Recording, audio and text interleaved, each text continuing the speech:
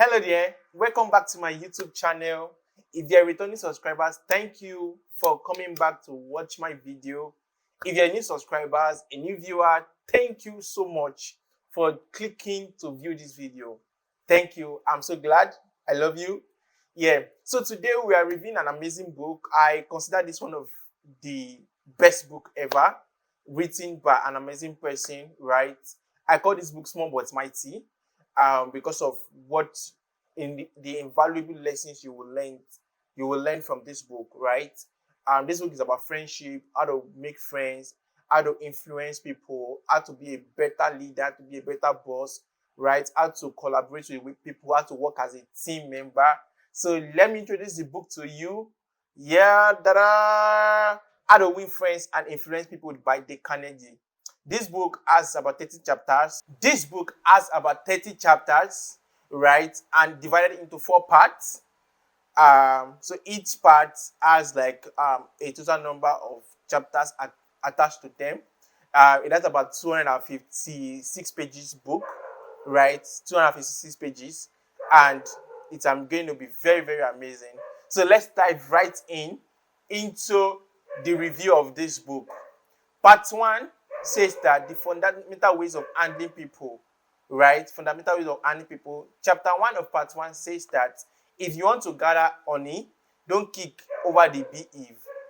If you want to gather honey, don't kick over the beehive. George Johnson was the safety manager at Headless Oklahoma in US. And every time he does his routine check, he just noticed that his staffs does not wear, or his employee does not wear their safety helmets. Just imagine a construction site and then there are objects falling from the sky thereabouts, and then your staff are not wearing the helmets, right? It means that they can get injured. It can lead to hazard and the likes, right? But he tried like talking to them. Oh, you must wear your safety helmet, this and that, and it's got that wasn't working. They will put it on, and when he leaves their presence, they will remove it back, right? So one day what he did was that he stopped criticizing them. He stopped shouting at them. He started speaking, he changed his approach and spoke in a calmly manner to them, explained why they should put it on. And he discovered that after speaking to them in a calmly manner, they did not remove it. It was really, really intriguing, right? So the first lesson that I learned in chapter 1 is that don't criticize people, don't complain, don't shout at them, right? But rather forgive them, understand them. When you understand them, you'll be able to work with them. Chapter 2 says that the big secrets of dealing with people. One of the profound lessons learned in this chapter is that everybody has a feeling of being important, right? Everybody has an ego. Everybody wants to feel important. Everybody wants to see that, oh, to you, I'm actually important, right? It's an inherent feeling that we're placed there by God, was given to humans, every human by God. When you disgrace people, you have taken their self-esteem, you've taken their feeling of being important, right? And that makes them feel bad. That makes them guilt-trip themselves. So you must ensure that you appreciate people, you lavish people with praise, thereby making them feel important. When people feel important, they are able to become friends with you, as it were. So make everybody you come across feel important by appreciating them. Chapter 3 says that he who can do this has won the whole world with him. So the Carnegie says that if you can show people how things need to be done, they will trust you, they will believe in you. He shared a story of one Mrs. Andesi that she wanted to relocate to a different region, which means that she had to change jobs. And what she did was that she wrote a letter to 12 banks. And in that letter, she did not tell them that, oh, I need a job. What she did was to write of how she is going to help that bank make more money, right? Become more functional and become one of the best banks in that city, right? I'm going to link up the letter, a picture of the letter in this video, so you can read it for yourself, right? And the amazing thing is that 11 out of the 12 banks reach out to her back. That was really amazing. We live in a selfish world that everybody wants to take attention to themselves. Everybody wants to draw to their pockets, right? feed themselves first before other people. So if you want to help people, right? If you want to win the whole world, tell people what they can do, right? And then show them how to do it. This is a principle that Dale Carnegie shared in chapter 3. Part 2 says that 6 ways to make people like you. So Dale Carnegie in part 2 shared 6 ways that will make people like you. So let's dive right in. Chapter 1 of part 2, do this and you'll be welcome everywhere. If you want everybody to like you, if you want to develop good friendship, if you want to help other people as much as you help yourself, you must keep this principle in mind. And the principle is that you must be genuinely interested in other people. You must be genuinely interested in other people. The truth of the matter is that we live in a world that people are not interested in other people. People are not interested in other people's business, right? And that has made us drawn away back from friendship. So if you want to have genuine friends, if you want to have true friends, be interested in other people, be interested in their business, be interested in their goals, in their pursuits, in their success, right?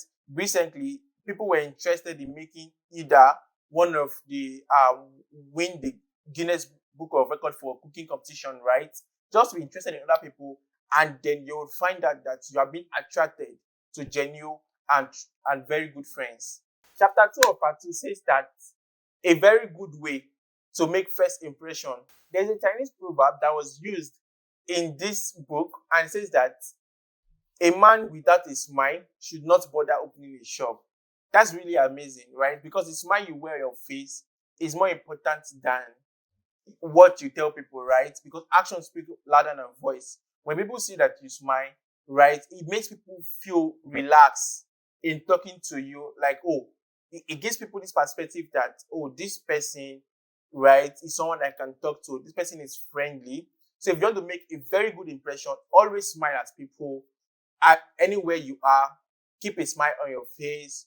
If you are meeting a new person or a new group of people, smile at them, welcome them cheerfully, and you'll make a very good impression. People will always remember you for your smile. Chapter 3 of part 2 says that if you don't do this, you are headed for trouble. So what are the things that what is the thing that if you do not do, you'll be headed for trouble? So Franklin Roosevelt was one of American presidents, right? He says that always take mental notes of people's name, because people's name are a representation of them, right? So what Franklin Roosevelt used to do is that he take a mental notes and writes down people's name. Everybody comes across or takes it. Obama learned that also, and Obama will always go back, right? There were videos of Obama that spread like, oh, he will step back of the plane and ask, so what's your name, right? And take mental note of it, such that when he sees you tomorrow, he can call you by name. When you call people by name, it tells people that you are genuinely interested in them and that you want to know more about them, right? So you just give them that confidence that, oh, this person is genuinely interested in me, right? And it makes them feel okay in relating with you. So always take mental note of people's name, remember their name, right? If you can't remember it, ask them. If you can't ask them, find a way to just get their name, basically, and also call them by their name whenever you see them next time. Chapter 4 of part 2, an easy way to become a conversationalist, right? What is the easy way? The best or the easiest way to become a good conversationalist is that you listen to people, right? Don't just listen to pick a point. Don't just listen because you want to just listen or because you want them to just talk and because you are not interested. But listen to understand people. When you do that, you are encouraging people to talk about themselves. And when they talk about themselves, you're able to hold a conversation.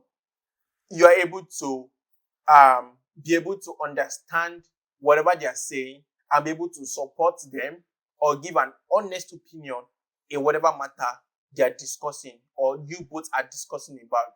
So an easy way to become a good conversationist is to be a good listener. Be a good listener. Chapter 5 of part 2 says that how to interest people. Imagine you are talking to an athlete that has the vision or the aim to break Usain Bolt's record, running record. And imagine you are telling the guy that, oh, I saw this fancy bag by Adidas, and then it's Usain Bolt wears this bag a lot, right? So fashion houses, fashion shows, the person will not be interested in talking to you. Imagine that on the flip side, you tell the person that, oh, Usain Bolt wore this Reebok shoe for that competition where he broke his own record 2 years ago. That person will suddenly will give you his attention, full attention to hear you. So an easy way to interest people is to talk about their personal interest. When you're meeting people for the first time, right, look for something that interests this person or interests this group of people and talk about it. If people are interested about talking about football, right, don't talk about sports. I will talk about fashion. They will never listen to you. They will likely never listen to you. That's just the truth, right? Find what interests people and talk about it. This makes communication very easy. This makes communication very good, and then you are not you no longer have an excuse to say, oh, I'm a very shy person, I'm this and that, right? These are key points that you can use to become a good conversationalist. Find things that interest people, and they would surely be interested in talking to you. Chapter 6 of part 2. How to make people like you instantly. We live in a world that everybody wants to belittle people, right? Everybody wants to prove that, oh, I am above, right? Above you in class, in status, in wealth, in riches, and the likes, right? If you really want to make people like you, you must make them feel important. And if you're making them feel important, you have to do it sincerely, such that the people do not think that, oh, this person is trying to chase clout, or this person is just doing it for doing sake, does not truly mean it from their heart. So if you want people to like you, make them feel important, no matter what your class is, no matter who you are, right? What matters is that you don't know who is going to be of help to you, right? You don't know when you're going to need that person's help. So make everybody you meet, you come across, important, and do it sincerely from your heart. This is the secret to make people like you. Yeah. So we have come to the end of this book. We've come to the end of part 1 and part 2 book review, right? I'm sure that you've learned amazing stuff, amazing idea. You've picked 1 or 2 things that you can start applying. Yes, I'm very sure of that, right? Remember to smile to people. Remember to be a good listener. Remember to be interested, genuinely interested in people, right? Remember to find what interests people, right? Talk about it so that you can be able to hold good conversations with people, right? All of these lessons are important for you to learn, to be able to make friends and influence people your way of thinking. Please like, share, subscribe, tell your friends about this channel, send links to them so that they can come learn. In the other video, I'll be reviewing part 3 of this book and also part 4 of this book. So see you there. Thank you.